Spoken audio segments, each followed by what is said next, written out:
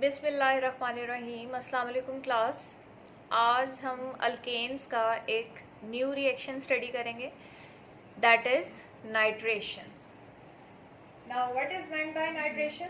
Nitration is another substitution reaction of alkanes in which a hydrogen atom of an alkane is replaced by nitro group।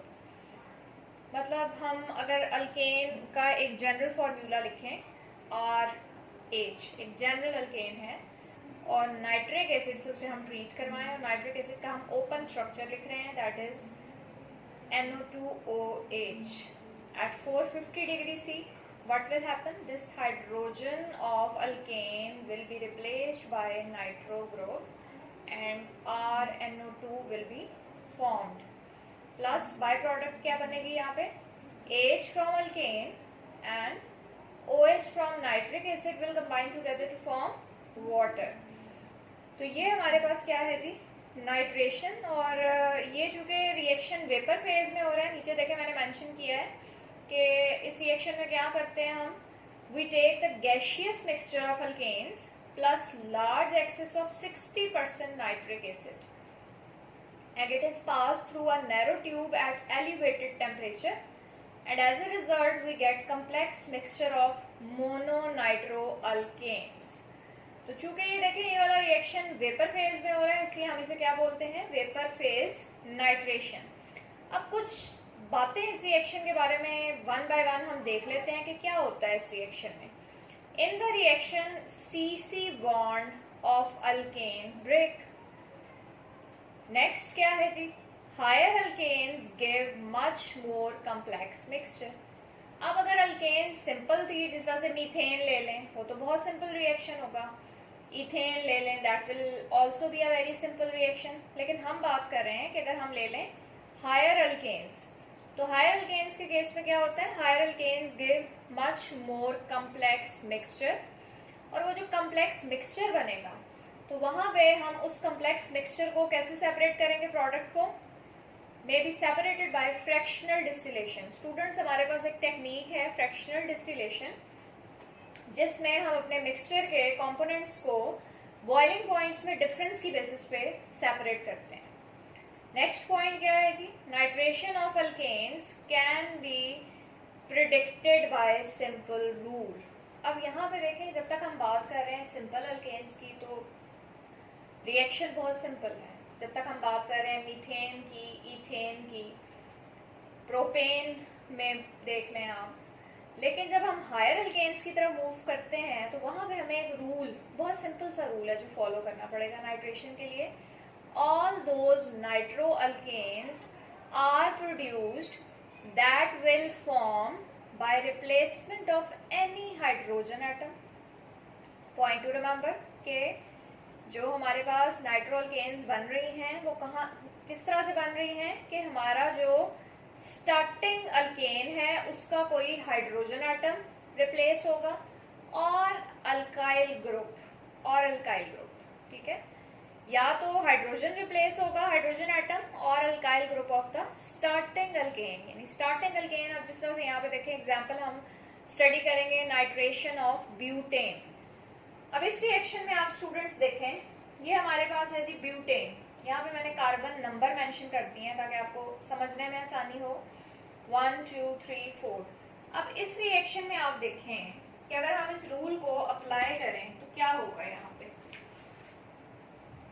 यहाँ पे आप देखें जी, जो first product मैंने लिखी है दैट इज 1 नाइट्रोब्यूटेन। अब 1 नाइट्रोब्यूटेन कैसे बनेगी? ये देखिए यहाँ पे 1 कार्बन के हाइड्रोजन का ऑप्शन है रिमूव होने का या फोर्थ वाले का, तो चाहे ये वाला हाइड्रोजन रिमूव हो जाए कार्बन 1 वाला या कार्बन 4 वाला, तो प्रोडक्ट क्या बनेगी? 1 नाइट्रोब्यूटेन। सेकेंड प्रोडक्ट क्या बनेगी? देखिए जी, यहाँ पे हमारे पास नंबरिंग के हिसाब से इस साइड से भी नंबरिंग स्टार्ट की जा सकती है बच्चों, 1 2 3 4, और ऑपोजिट साइड से भी। तो यहाँ पे अगर देखें इस साइड से आए तो ये कार्बन 2 है और उस साइड से आए तो ये कार्बन 2 है। तो दोनों केसेस में क्या होगा कि यहाँ पे दो ऑप्शंस हैं। अगर हम सिंपल रूल के मुताबिक, हमने क्या कहा था रूल में? All those nitro alkanes are produced that will form by replacement of any hydrogen atom. तो इस वाले कंपाउंड में कितने टाइप के हाइड्रोजन है? 2 टाइप्स के, या तो कार्बन 1 या कार्बन 2। तो कार्बन 1 के हाइड्रोजन की रिप्लेसमेंट से क्या बन गया? 1 नाइट्रो ब्यूटेन। और कार्बन 2 की हाइड्रोजन की रिप्लेसमेंट से क्या बन जाता है? 2 नाइट्रो ब्यूटेन। ये देखें, दिस इज 2 नाइट्रो ब्यूटेन। अब आगे चलते हैं, नेक्स्ट प्रोडक्ट देखते हैं अपनी। नेक्स्ट प्रोडक्ट अगर हम देखें थर्ड, ये फर्स्ट प्रोडक्ट है हमारी, सेकेंड, थर्ड प्रोडक्ट क्या बनी है यहाँ पे?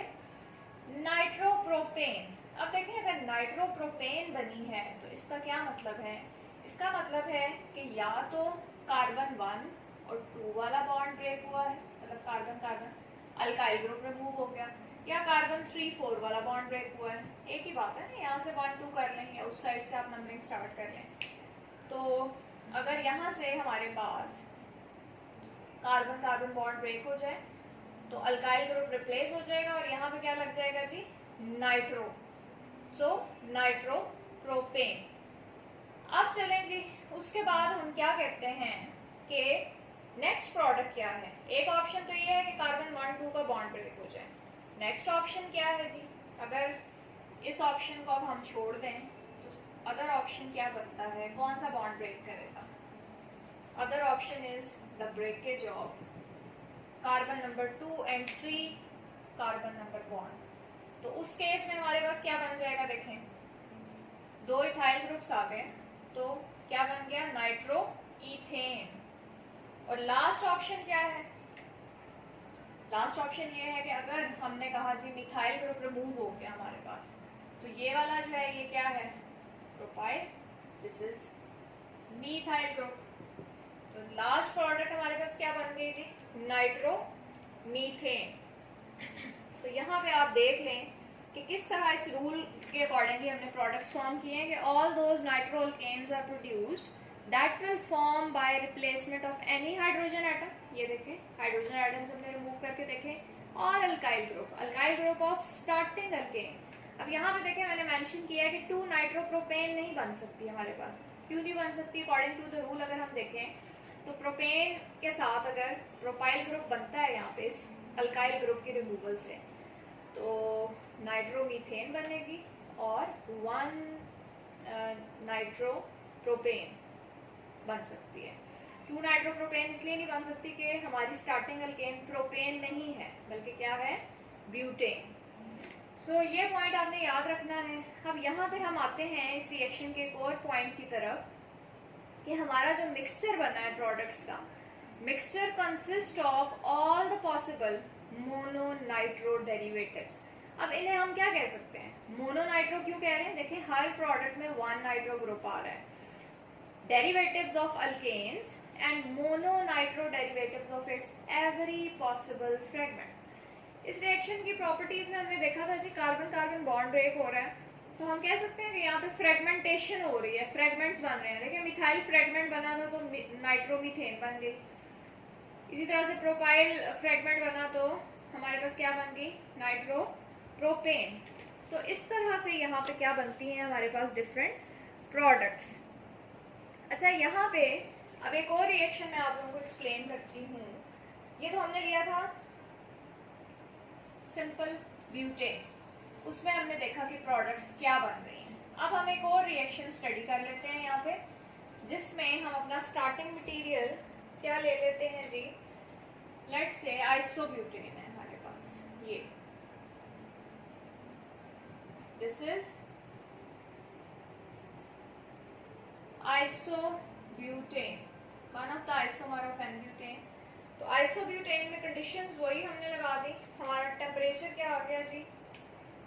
नाइट्रिक एसिड है, नाइट्रेशन हो रही है, 400 to 450 डिग्री सी टेम्परेचर है। प्रोडक्ट्स क्या बनेंगे? अब 1 बाय 1 देखते हैं कि क्या ऑप्शंस हैं। अब यहाँ पे देखें, पहला ऑप्शन तो ये है, इसे मैं नंबरिंग कर लेती हूँ ताकि आपके समझ में आ जाए। कार्बन नंबर 1 से हाइड्रोजन रिप्लेस कर दिया तो हमारे पास प्रोडक्ट क्या बन गई जी? ये देखें, CH3 CH3 ऊपर वाला भी वैसे ही रहेगा, और यहाँ पे क्या आ गया जी? CH2NO2। So this is our first product. Next product देखें, हमारे पास सेकेंड ऑप्शन ऑप्शन है ये वाली हाइड्रोजन, कार्बन नंबर 2 की हाइड्रोजन। तो यहाँ पे देखें अब हम कार्बन नंबर 2 पे लगाते हैं nitro group, this is by the replacement of second carbon hydrogen, और यहाँ पे क्या आ गया CH3। दो ऑप्शंस ये हो गए। नेक्स्ट ऑप्शन देखें, जब हम रूल पढ़ रहे थे तो हमने क्या कहा था रूल में कि या तो रिप्लेसमेंट होगी हाइड्रोजन्स की या रिप्लेसमेंट होगी अल्काइल ग्रुप की। तो अब क्या ऑप्शन है यहाँ पे देखें, नजर आ रहा है हमें कि या तो कार्बन नंबर 1 2 के दरमियान वाला बॉन्ड ब्रेक कर जाए, या ये कार्बन नंबर 2 के टॉप वाला कार्बन कार्बन बॉन्ड ब्रेक कर जाए, या 2 और 3 वाला। बात एक ही है, प्रोडक्ट एक ही बनेगी। अब यहाँ पे दो सेगमेंट बनेंगे। अब आप देखें, एक ये propyl segment and second one is methyl segment. तो यहाँ पे प्रोडक्ट क्या बन जाएगी हमारे पास, देख लें आप लोग, CH3 और CH3 ऊपर आ गया NO2 ग्रुप, यानी 2 नाइट्रो प्रोपेन, और साथ में क्या बन गया जी, CH3NO2 नाइट्रोमीथेन। तो यहाँ पे इस रिएक्शन में आप देख लें कि क्या हुआ है। प्रोडक्ट स्टार्टिंग मटेरियल क्या था हमारा, आइसोब्यूटेन। तो आइसोब्यूटेन जब हमने लिया तो यहाँ पे क्या ऑप्शन आ जाता है कि आइसोब्यूटेन की नाइट्रेशन जब हमने हाई टेम्परेचर पे की, एलिवेटेड टेम्परेचर पे, तो अगर कार्बन नंबर 1 का हाइड्रोजन रिमूव हुआ तो यहाँ पे हमारे पास क्या बन गया प्रोडक्ट, देखें कार्बन 1 पे नाइट्रो ग्रुप आ गया। नेक्स्ट देखें, कार्बन नंबर 2 का हाइड्रोजन मौजूद है, टर्शियरी हाइड्रोजन है ये, क्योंकि ये टर्शियरी कार्बन के साथ अटैच है। तो टर्शियरी हाइड्रोजन रिमूवल से नाइट्रो ग्रुप अटैच हो गया टर्शियरी कार्बन के साथ। नेक्स्ट ऑप्शन क्या है कि अगर कार्बन नंबर 1 एंड 2 का बॉन्ड ब्रेक हो जाए, या कार्बन नंबर 2 और 3 का ब्रेक हो जाए, तो उस सूरत में यहाँ पे क्या हो जाएगा जी, सेकंड कार्बन पे हमारे पास लग जाएगा नाइट्रो ग्रुप। तो नाइट्रो प्रोपेन बन गया, और एक जो मिथाइल सेगमेंट बनेगा उससे क्या बन जाता है यहाँ पे nitromethane. No other products are formed here. तो यहाँ पे हमारे पास कोई और प्रोडक्ट नहीं बनती।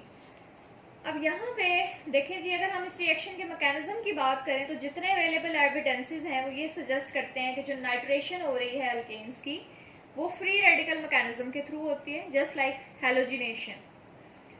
और जब हम बात करते हैं वेरियस टाइप्स ऑफ हाइड्रोजन की, अब देखें यहाँ पे इस रिएक्शन में प्राइमरी हाइड्रोजन की रिमूवल हमने देखी, टर्शियरी हाइड्रोजन की रिमूवल देखी।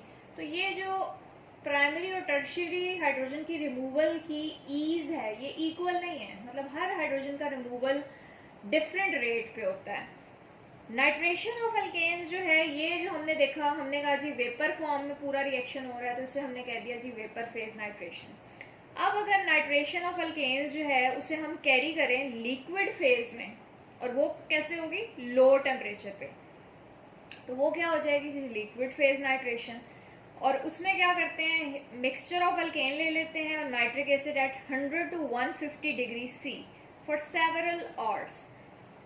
और जब हम लिक्विड फेज नाइट्रेशन करेंगे तो पॉइंट आपने ये याद रखना है कि लिक्विड फेज नाइट्रेशन काफ़ी घंटों में कंप्लीट होगा ये रिएक्शन, और टेम्परेचर लो होगा, और सिर्फ टर्शियरी हाइड्रोजन जो है वो रिप्लेस होगी, और in addition to that yield बहुत कम बनेगी हमारे पास, तो फिर इतना ज़्यादा ये सूटेबल नहीं होगा रिएक्शन। और अगर इस मेथड की हम ओवरऑल बात करें कि ये मेथड अल्केन्स पे एप्लीकेबल है या नहीं, तो प्रैक्टिकली ये फिर इतना बेनिफिशियल नहीं होगा अगर हम लिक्विड फेज नाइट्रेशन की बात करें। तो स्टूडेंट्स, आज हमने जो रिएक्शन स्टडी किया है अल्केन्स का, हम डिफरेंट सब्स्टिट्यूशन रिएक्शंस पढ़ रहे थे, उसमें आज जो हमने रिएक्शन देखा है दैट इज नाइट्रेशन की डिटेल देखी, एक सिंपल रूल देखा कि जिसके अकॉर्डिंगली नाइट्रेशन ऑफ अल्केन्स होगी और प्रोडक्ट्स बनेंगी, और उसके बाद हमने थोड़ा सा देखा कि what is the difference between vapour phase nitration and liquid phase nitration. और लिक्विड फेज नाइट्रेशन की जब हम बात करते हैं तो उसकी प्रैक्टिकल यूटिलिटी जो है वो बहुत कम है due to poor yield. Okay, that's all for today's lecture.